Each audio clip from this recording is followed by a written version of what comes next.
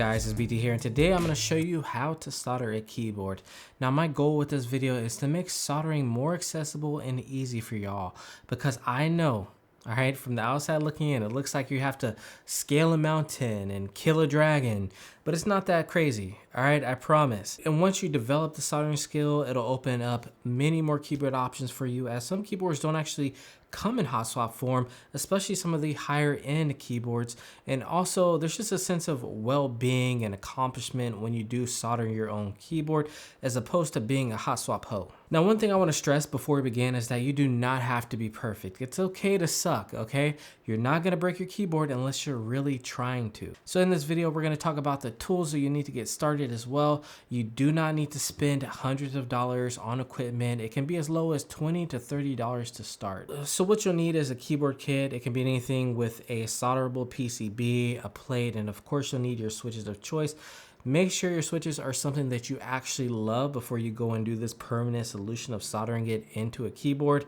I mean, you can desolder and things like that, but once I solder, I just like to keep it the way it is unless I really don't like the way it sounds in a particular board. Okay, so for the soldering station, there's the higher end stuff and there's the lower end stuff. Both will get you to the same place. I have this expensive $150 Hako soldering kit. You know, well, because I solder a lot of keyboards, it's my job. It has a soldering iron, a copper wire to get the excess solder off, and it heats up really fast. But if you're somebody that's just looking to build one or two keyboards, or maybe you're not sure if it's your thing yet, you can get this $20 kit from Amazon, and it'll do the trick. I'll link this one down below. It comes with everything you need: the soldering iron, the desoldering pump, a bunch of different tips, the holster for your soldering iron. This is pretty much a one-stop shop at a low price. You're also going to need some solder. Now, the one that I like is this Kester one. It's a 63-67 mixture, which is what people like for electronics. It's $30. I've had it for forever. Now, you don't have to spend this much, although you do get a lot, and this is quite a lot of keyboards that you can solder with this. I doubt I'll have to get another roll, but there's some that are like $10 a roll, and honestly, they do the same thing. So just save your money. Another thing that I bought when I first started was this little soldering iron fume sucker upper fan. It's like 10 or 15 bucks. It has a carbon filter on the inside that can actually suck up some of the fumes from the solder. I like to have this. I know some people don't run one. For me, it's just better safe than sorry. I'd rather you guys pick one up, be safe, protect your health, and it's only 10 to 15 bucks. All right, so before we begin soldering, I just want to say, guys, just be aware. You do have a hot tip. Okay, it's just like a stove. You wouldn't go put your finger on a hot fire. All right, so just be aware. Okay, now also you don't want to hold it against the PCB for too long. It will melt, it will damage it, but it does take a pretty good amount of time for this to happen. But you know what, just don't even risk it. You know, be safe. You only need about 1 to 2 seconds per hole to kind of heat it up and put your solder in there before you get out. So the first thing you're going to want to do is make sure you have your stabilizers in properly. Make sure they are the way you want them to be, because once you solder, it's a pain to go back. So if you have a popped out wire, it's in the wrong hole, it can cause you a lot of issues. So save yourself some time and trouble and just do it right the first time. Make sure they're good, tune them, whatever you need to do. Now next, you're going to want to put the switches in the plate and the PCB, making sure everything is flush. You want to make sure that the bottom of the switches are touching the PCB and then the top are snapped into the plate. Also, you want to check for bent pins. This is something that I learned the hard way about. You want to go through on the bottom side and make sure all the pins are sticking through on the back side of the PCB before you start soldering. I'm trying to just save you guys a lot of time with this video and heartache that I went through. Help me help you, okay? Just make sure you set up everything properly before you start. Now, you also want to heat up your gun to around 350 degrees Celsius or 675 degrees Fahrenheit. The cheaper soldering iron does take a little bit of time to kind of get up there in heat, but for the amount of money that you're saving, it's not a big deal. All right, so as far as soldering technique goes, what I like to do is make a little cross with the tip across the pin and into the joint, and then it just heats everything up, and then you just start pushing that solder into the joint. So I like to give it a good amount of slack so I don't burn my fingers. I'd say about 2 to 3 inches usually does a trick for each hole. Now you're gonna wanna make sure you start on one side of the hole and then just kind of make a U shape around to where this solder iron isn't touching, and it'll just fill up all that hole. Now if you just touch the solder against the iron, it's gonna burn and you're just gonna get get a bunch of buildup and it's gonna be hard to get it hot. Now the aim, as always, is to get that mound shape on here, but on my first keyboard, let me tell you, the first row is down bad. There was barely any mounds.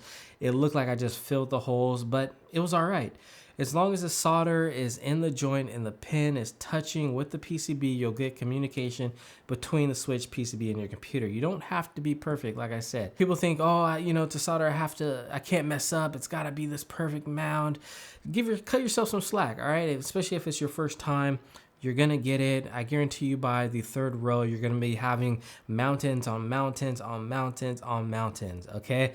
So just hang in there. If you don't get it right, you can always go back at the end of your soldering and just kind of make those mounds once you get used to how much you should put in there and how it should look. And then I'm gonna show you up on the screen 2 different versions where one is kind of in the joint and then the other one has the mound.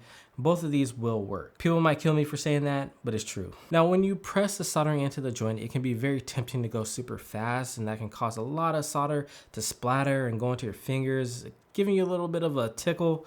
You're not gonna get 3rd-degree burns or anything like that, but it will make you jump a little bit like, oh, that's kind of hot. So a nice medium pace when you're flowing it into the joint is always recommended. Then about every 3 to 5 switches, I like to clean out the tip by rubbing against a little pad or the copper on the Hako. So I've been soldering my keyboards for around 10 to 15 minutes for a whole keyboard. Once you get into the groove, it's like butter, okay? You just keep going, you just keep moving down the line. Now, a lot of people like to go on the outside and do some as well just to keep everything intact. So I'll maybe do the corners first, and then I'll just hit that first row and then work my way down. So the whole process is really fast. You're gonna be amazed at yourself once you're done. Now, once you're done, all you have to do, once you get everything soldered, everything looks good, plug the PCB into the computer and then use like a key tester to test that each switch is firing off. If some aren't, maybe you got a dead switch, you're gonna have to desolder it. If not, you're good to go. Sometimes you maybe just need to hit it with a little bit more solder. Maybe you didn't get it in there all the way. So this is a good test before you actually just put everything in your keyboard build together, all right? So after you're done, you're just gonna have this huge amount of swag, okay? You just soldered your first keyboard. You're gonna feel good about yourself. You're gonna have this overwhelming feeling of superiority over hot swap hose. I'm just kidding, I love hot swap. But anyways, that's how you solder your keyboard. I hope this video was able to turn that dragon into a little fly that you can just spray with some Raid, okay? So it has been your boy BT. Don't forget to like, share, comment, and subscribe if you like this video. I will see you in the next one. Good luck with your soldering. Let me know. You can always post or let me know on Twitter as well if you want to reach out and show me your keyboard. I would love to see that once you're done soldering. Let me know how it goes. Do not burn yourself. And yeah, that's gonna do it. All right. I exist in all dimensions, niggas flesh bound. The stale money from the mattress, bought a fresh pound. Leather on the steering wheel, it got my palm chilly. Short necklace.